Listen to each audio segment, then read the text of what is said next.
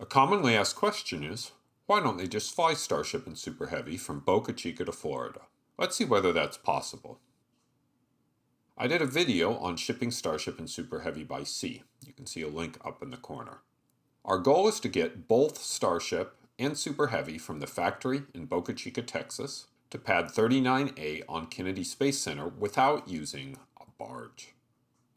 The distance between the launch site at Boca Chica to pad 39A in Florida is 1,660 kilometers. The question is really whether both Super Heavy and Starship can make it there. But Starship is a lot heavier with its fins and thermal protection tiles, while Super Heavy is mostly just a big tube with a lot of engines. That means, for most purposes, the question is whether Starship can make it, because it has less performance than Super Heavy. Can we do it with a suborbital flight, the way that the first two Mercury launches did? The first Mercury launch landed 487 kilometers downrange from the launch site. That seems promising. Here's my plan of attack to answer this question. Step 1, I'll figure out the delta V required to make the trip. I'll put a link to a video that talks more about delta V, but it's basically the way we quantify how hard it is to get from one location in space to another. Compare that to an estimated delta V for Starship. I have that from some earlier work. Step 3, go on a bike ride, because this isn't going to take more than a few hours. The math for this is well understood. It's determined by the ballistic equation. If we know how far away the target is, we can calculate the delta V required to get there. You can see the delta V is equal to the speed at launch. Well, that actually seems incorrect. Here's a graph that shows a ballistic trajectory in red and a rocket trajectory in green. We can see they are quite a bit different. Ballistic trajectories start with their highest velocity at launch, and then the only forces on them are gravity and air resistance. This chart ignores air resistance. Rockets start at a velocity of 0 and accelerate faster as they get lighter. Ballistic trajectories have nothing to do with rocket launches, and therefore those equations don't apply. Time to move to Plan B. Plan B is to write a physics simulation of a rocket launch. I'd been moving gradually towards this for some of the earlier videos, doing some fun stuff in Excel. Once the simulation is there, we can plug in the values we have for Starship, the dry weight, the propellant capacity, the engine thrust, etc. These are, of course, all estimates. We then specify how full the fuel tanks are. The simulator will then try different flight paths and find the one that gives us the maximum horizontal distance. Note that this doesn't consider air resistance, so it's somewhat flawed. Maybe version 2 will support that. I'm testing 200 different trajectories to see which one is best, and that's very easy to code and very hard to Excel, so I wrote a program. The simulator is written as a pretty junky Windows Forms program using C#. To do the simulation, we will need to understand the forces on a rocket that is tilted to the side. For this example, it's at 30 degrees. To understand this, it will really help to understand gravity losses, so I've put a link up in the corner, and I think you should go watch that now. Don't worry, we'll wait. Are you back? Okay. The first force is gravity. It is 9.81 meters per second squared at the surface and gets smaller as we go higher. In this example, it's 9.5 meters per second squared. The forward acceleration is equal to the thrust of the rocket divided by the mass of the rocket. In this case, 15.8 meters per second squared. These are both what are known as vectors. They have both a value and a direction. We can use a process known as decomposition to break the forward vector into an upwards vector and a sideways vector. When we do that, we discover that the thrust is producing an acceleration of 7.9 meters per second squared to the side and 13.9 meters per second squared upwards. Some of that upwards vector goes to fighting gravity, so we take 13.7 and subtract 9.5 for gravity and end up with a net upwards acceleration of 4.2 meters per second squared. The simulation itself is fairly simple. We want to track the time and the sideways and upwards components of the distance in meters, the velocity in meters per second, and the acceleration in meters per second squared. Here's how it works. We start at time 0, and since we're sitting on the launch pad, we have no distance or velocity. We will start with step 3, where, based on the approach in the last slide, we figure out the sideways and upwards acceleration. At launch, the rocket is pointing straight up, so there is no sideways acceleration, and the upwards acceleration is 2.4 meters per second squared. Time is now 1 second into the flight. We go to step number 1, where we update the velocity based on the acceleration of the previous second. Looking at time 0, we take the side and up accelerations and add them to the previous side and up velocities, both 0, so we now have a side velocity of 0 and an up velocity of 2.4 meters per second. Finally, we do step number 2, where we update the distance based on the velocity. The up velocity went from 0 to 2.4 meters per second. That means the average velocity was half of that, or 1.2 meters per second. In 1 second, that means we have traveled 1.2 meters, so that is the up distance. And back to step 3. The rocket is no longer pointed quite straight up, so we have a side velocity of 0.05 and an up velocity of 2.46. Onto time equals 2 seconds. The velocity is easy to update. We just add the acceleration to the current velocity and get 0.05 meters per second to the side and 4.86 meters per second up. Update the distance.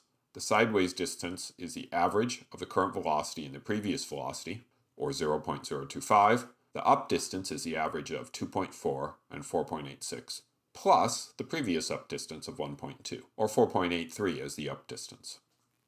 Update the acceleration again, now 0.11 and 2.52. Time equals 3 seconds. Add the accelerations to the existing velocities to get 0.16 and 7.38. And finally, the side distance gives us 0.13 and the up distance 10.95. This process continues every second. As I noted in the gravity loss video, the acceleration will continue as long as the engines keep burning, and then we will just end up with gravity as our main force. Here's an example of 3 trajectories out of the 200 the simulator evaluates. The top blue one gets the most altitude, but that means less horizontal velocity and therefore less distance. The bottom purple one spins the most on horizontal velocity and goes the fastest, but it doesn't stay up long enough to get a lot of distance. The middle golden one balances out altitude and horizontal velocity and manages to get a bit more distance than the other options. A few assumptions are built into my results. First, it assumes Starship has 3 sea-level engines and 6 vacuum engines, and they are all running. Starship cannot get off the ground with a full fuel load with 6 engines, so this is a fair assumption. Second, the Raptors are only putting out 1,800 kilonewtons of thrust. That's at the low end of where they will be, and it does not factor in thrust improvements, higher thrust in vacuum, or higher ISP for vacuum engines. Third, the simulation does not attempt to model drag. I figured that with the conservative choices on the engines, air resistance would not be significant. Back to our question. Can Starship make the hop?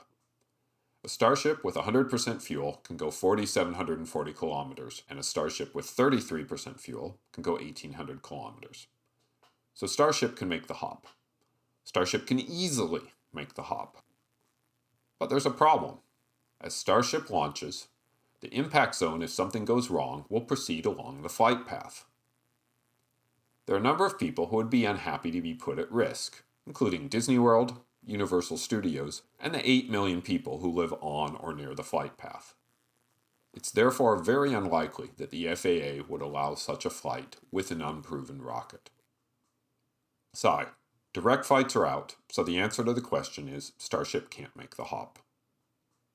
Then I got an idea. I got a wonderful, awful idea. We need a dog leg. No, a dog leg. We can do this trip in 2 legs. 1 hop south of the Florida Keys ending up just off the Bahamas, and then a second hop back to the north to land at Kennedy Space Center. The obvious way to do this is pretty simple. You take one of the mobile launch platforms SpaceX has been working on, and you park it near the Bahamas. Hop to the platform, check everything out, refuel, and then hop to the Cape. Simple and straightforward. That requires the platform to be functional, of course. Is there a way to do this without a platform? Maybe. Can you do this with 2 hops sequentially? Do hop 1 from Boca Chica, almost land at the position near the Bahamas, then take off and do hop 2 and land at Kennedy Space Center. That would be about 2,500 kilometers of total distance, and that's a lot less than the 4,700 kilometers I said Starship could do. So it's easy, right? Unfortunately, that math isn't correct. Let's explore why. The second hop is 579 kilometers, and the simulator tells me that Starship will need 175,000 kilograms, or 175 tons of propellant to make that hop. That's how much propellant we need left over after the first hop. Let's look at some numbers for Starship. Once again, these are all estimates, and specifically this assumes Starship has not been stretched longer. The dry mass is 126 tons, and Starship carries 1,200 tons of propellant, making the total mass 1,326 tons. That gives us a mass ratio of 10.5 and a delta V factor of 2.35.